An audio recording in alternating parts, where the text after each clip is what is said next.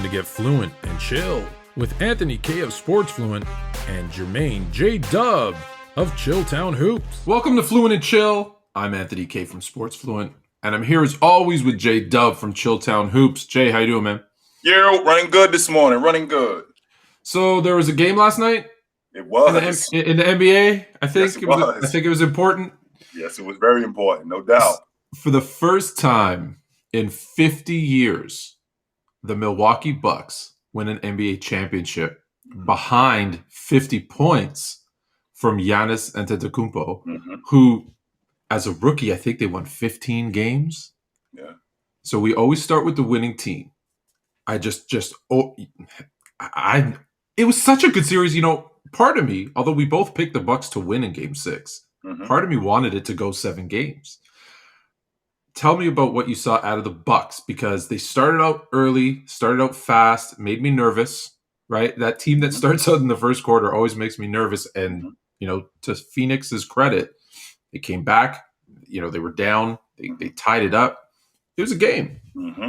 So what happens in the playoffs is your better players play good.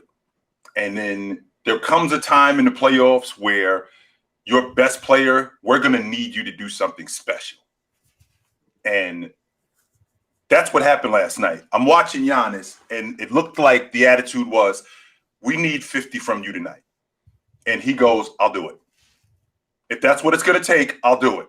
Your best players, Dirk Nowitzki, Karl Malone, Michael Jordan, the great ones, we need 35 out of you. We need 40 out of you in order for us to do it tonight. And they go, I'll do it. And he was doing it from every angle.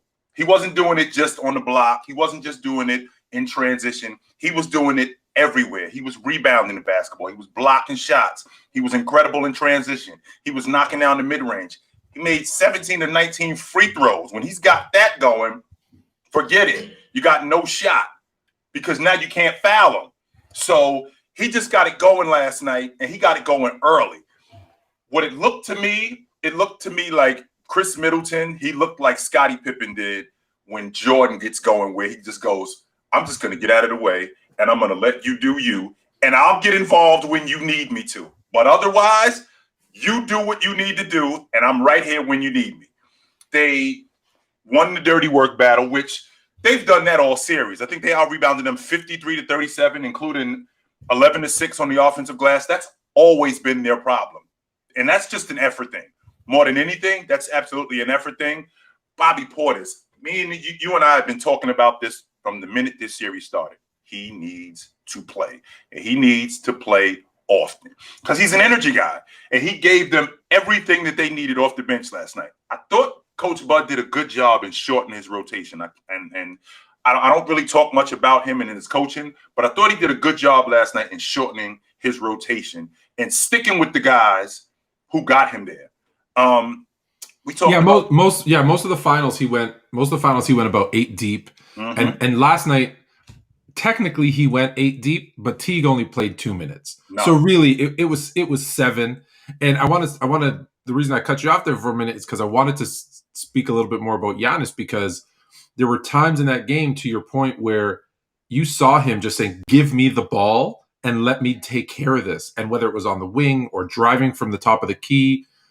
And there was a sequence, because you had mentioned, you know, blocking and rebounding, kind of in the fourth quarter when it was still in question. He gets a huge block, runs down the court, gets an offensive rebound, put back. And I just sat and went, yeah, he's not letting them. It's one of those moments where you can feel a star is becoming, if not already, a superstar, and just saying, I'm going to will my team, right? We're going to win. There's nothing. I'm going to do everything I can not to lose this game, to win this game. And I felt that from him. I'll do it. Absolutely. Yeah. I'll do it. And that's where he was with it last night. I'll do it. I'll get it done for us. All I need you guys to do is just to come with me. And I don't need much from you, but I do need you to come with me. And he absolutely did that last night. Yeah. And so to report about Bobby Portis, you know, people are going to say, oh man, you know, during that one point, he got a technical. That energy, even the technical that he got, you could see it was that emotion that kept the team. And what I love seeing about that, right? You saw Chris Middleton say, hey, calm down. We got this, right? And although Chris Middleton didn't have a great game, he started off shooting poorly in the fourth quarter, and this is what we talk about, how you get your points. So although he shot 6 of 13, 17 points, down the stretch when it mattered most, he was getting that mid-range. He had, he looked like his normal self, and he was making big-time buckets, right? It sometimes doesn't matter if you go for 40, right? It's when you score those points. Absolutely. There was something you were talking about, Coach Bud. I started off thinking, I think he's made a mistake because he had Holiday saying, hey, we're going to shut down Booker. We're not going to let Booker drop another 40 because we don't think we can withstand that, right? Because listen, 105-98. That's a very low scoring game, and what we've seen so far in the playoffs. And heck, Giannis scoring 50 of those 105, which is just a whole nother conversation we probably should have. But I was worried about that. But Holiday shutting down Booker was. Well, just so you know, in the 3 games that they beat them in Milwaukee, Phoenix 100, 103, and 98. The 2 games that they won out west, the 3 games out west, 119, 118, 118. If we can slow these guys down, and what was the difference last night in slowing them down? They had 0 transition points last night. None.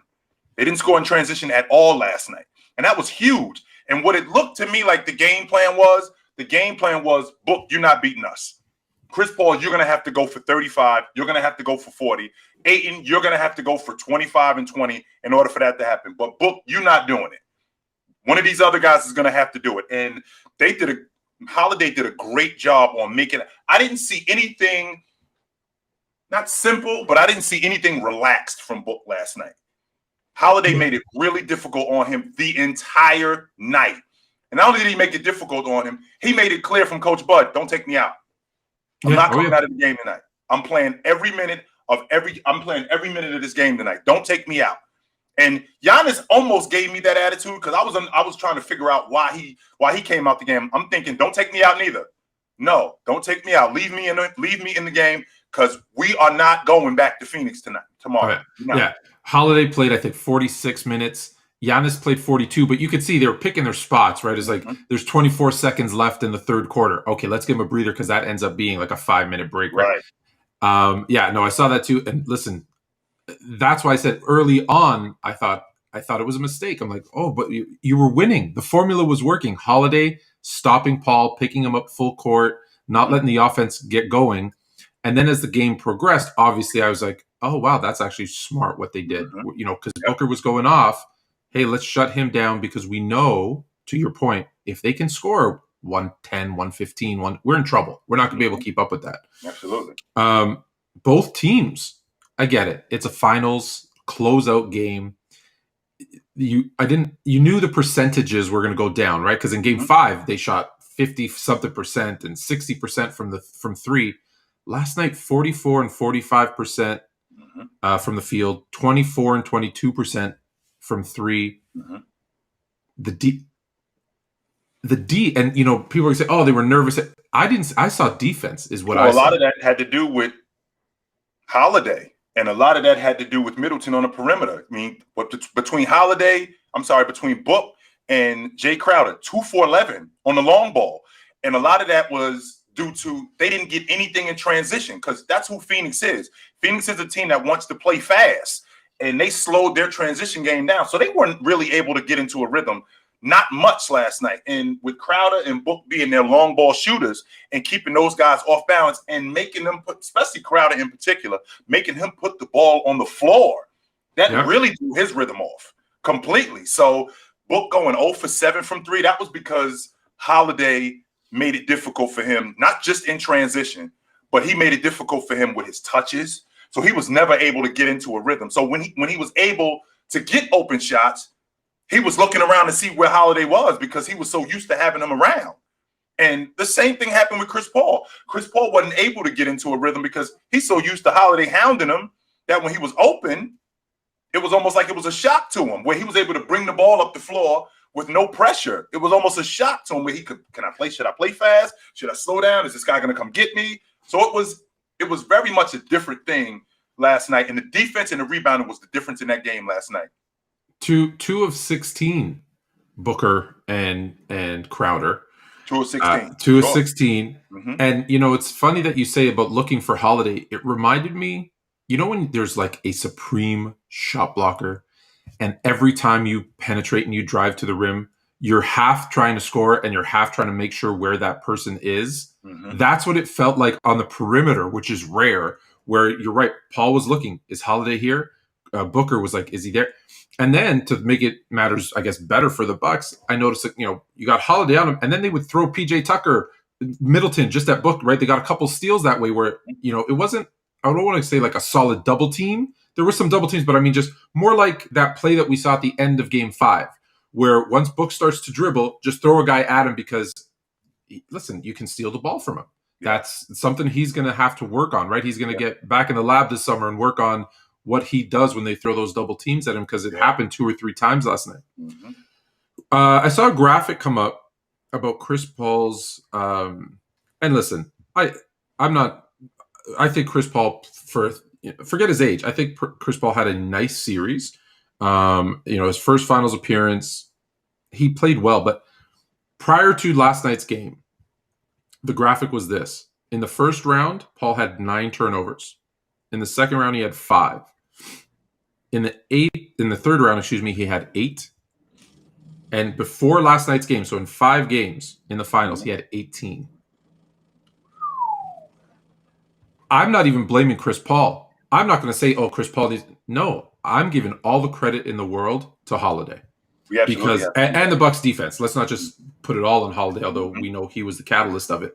That Bucks defense, when you can get a guy that Chris Paul is a phenomenal point guard. He takes care of the ball. Like, yes, point guards always have a few more turnovers, but when you can get him to turn over the ball that much, right? That's not in his character. Right. That's defense. They got to get a lot of credit for that. And I don't, everyone's going to talk about, and as they should, Giannis is 50.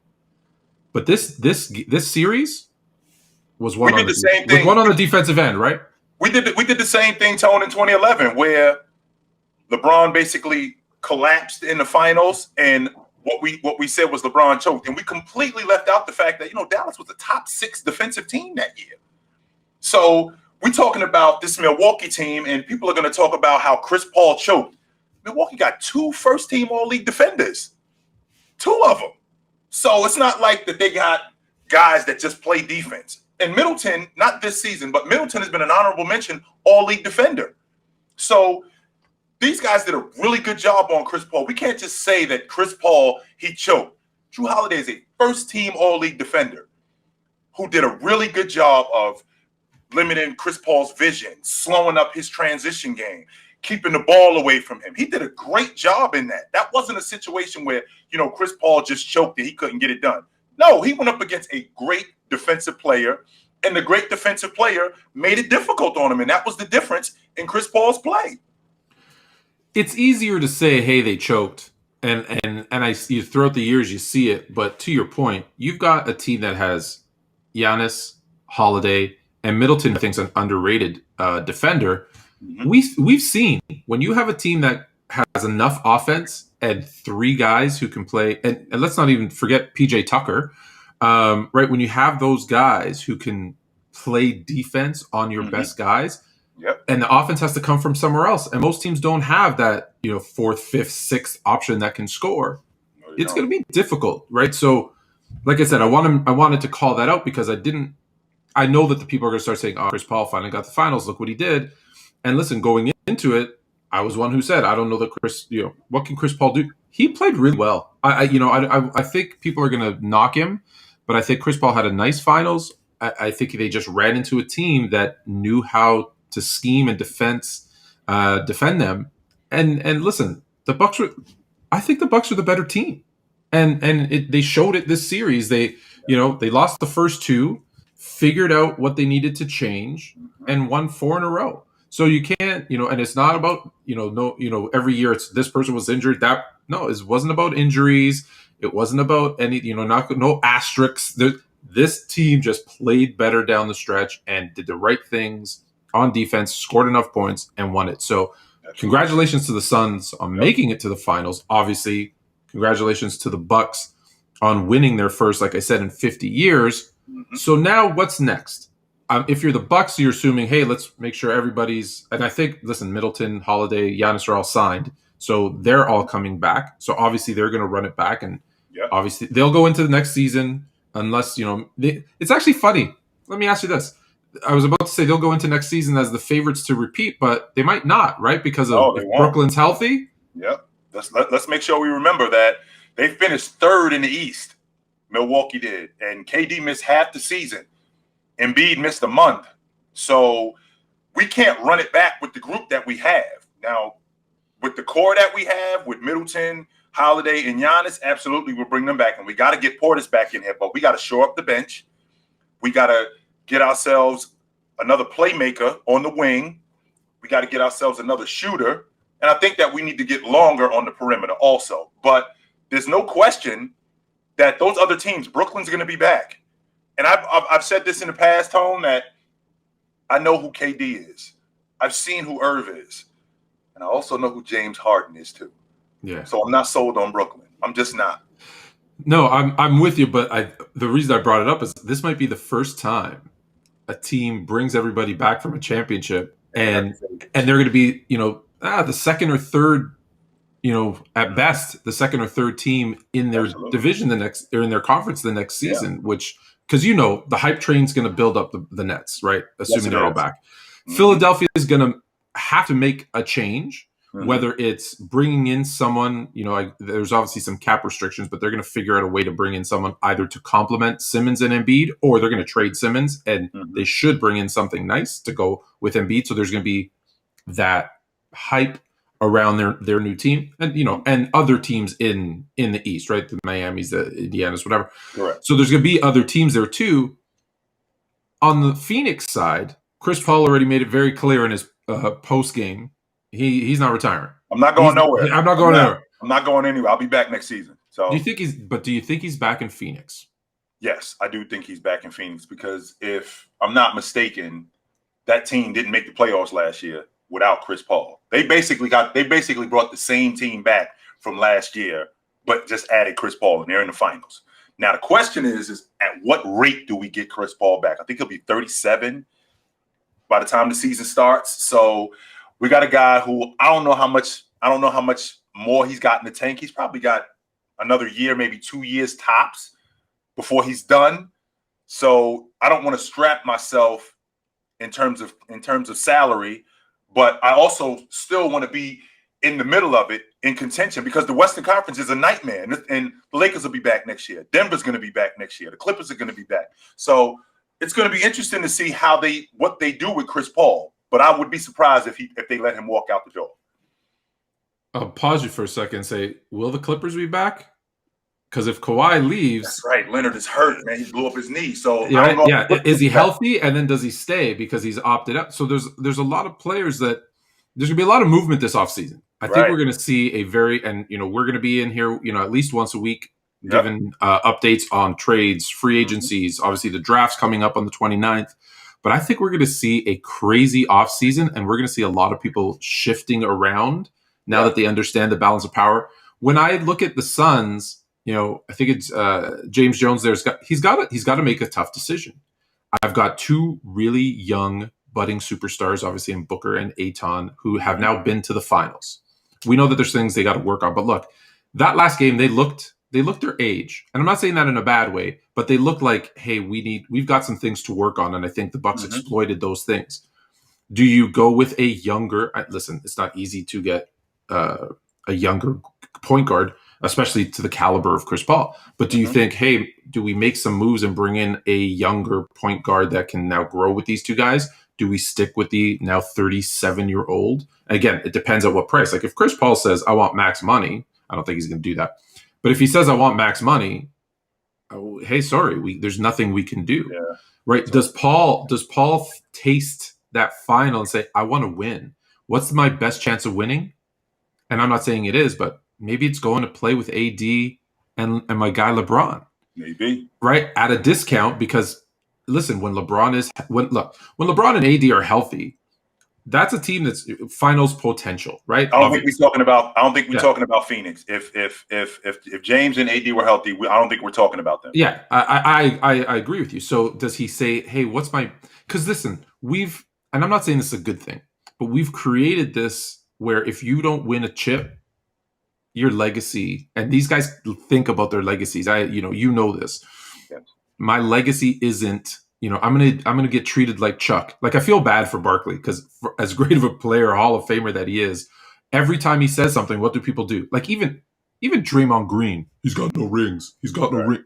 Stop it, right? Like you don't look at Dan Marino and say, oh, he has no Super Bowls. No, it just anyways. So I think we've created that where if you don't have a ring, you're just out of the conversation, which is a terrible thing because that's a team victory. You can't. No one's won it alone. And even with Giannis putting up 50, right? If it wasn't for Holiday's defense, Middleton scoring throughout the season, heck, Portis's energy, he doesn't get that ring. No, he does right? Not. You need those guys. Facts. So I'm worried that Chris Paul says, I got something good here in Phoenix, but maybe that gives me a better chance because I need that ring to solidify. I don't agree, but I need that ring to solidify my career. Yeah. And that's, I love and hate for me, right? I'm a Laker guy. So if it helps win, I'm in, right? If it helps win, I'm in. Of course. But from an NBA, if I take that fandom out, I'm like, I would much rather see him stay in Phoenix and just guide those guys again. Because listen, they're going to come back better. They're going to add a couple other pieces because they know, listen, we need another scorer. Right, we need some help for Booker on the perimeter. We need a defender, and that team can be better, and they can compete in the West. Right. But then I also get it. Part of it is, hey, I can't just look for next year. I got to look for the next 3 to 5 years and see what we can bring in. So I guess we'll see what happens. We'll be here to talk about it. Yes, final thoughts on the NBA season, because the next time everyone sees us, we're going to be talking draft and free agency. Well, it was great, man. It was absolutely great. We saw a war of attrition basically in this season, and whoever was able to hold up would be the last team standing, and it was the Milwaukee Bucks. And I am taking nothing away from what they did. I will never discount how a team wins the NBA championship if another team can't hold up. Never will I do that. And absolutely what they did was tremendous. So Milwaukee deserved to be the NBA champs. Now they've gone from, because they've been around for years, they've gone from being contenders to, can you do it again? And now that the target's on your back. Right. That's going to be the narrative now. Can you guys do it again? And I'm not sure that they can, but I do think that they'll be around because they don't remind me of, because they're young. Giannis will be 27 in December. Middleton is 29. Holiday just turned 31. So we're talking about a team that their core is still young. However, I don't look at them like I looked at Kobe and Shaq when y'all won it in 2000. I was like, they winning it again next year. Or when Miami won it in 2012, and I said, they're going to win it again next year. I'm not looking at Milwaukee like that because these other teams are going to be back. So I'm definitely going to be interested to see how this thing unfolds. No question about it. But it was a great season. Absolutely. Yeah, great season. It was, coming out of last season with everything going on in the world. Mm-hmm. We got a 72 game. I was going to call it a full season, but we got to play a straight through. COVID was an issue, but not huge, right? Obviously, it affected Chris Paul early on in the playoffs, but it feels like we're coming out of it, right? We saw, they said 65,000 out there in Deer Park. It looked a lot more like 100 to me. I was thinking that. That's what I was thinking. Like the whole city was shut down. Yeah, it was great to see. Shout out to the Raptors who started that whole outdoor viewing party thing. Yeah, you did. But yeah, it was great to see. It was, like I said, it was get a full season in. There's like you said, there's no asterisks. The Bucks played their hearts out. They deserve to win. Giannis, I couldn't be happier. Mm-hmm. Guy that was born in my parents' home country in Greece, so I'm doubly happy for him. Nice. So yeah, it was a great season, and I look forward to the off season and talking to you about it. This has been Fluent and Chill. You can find us here on the RyanShow.fm every week. Until next time. Take it light, guys, but take it.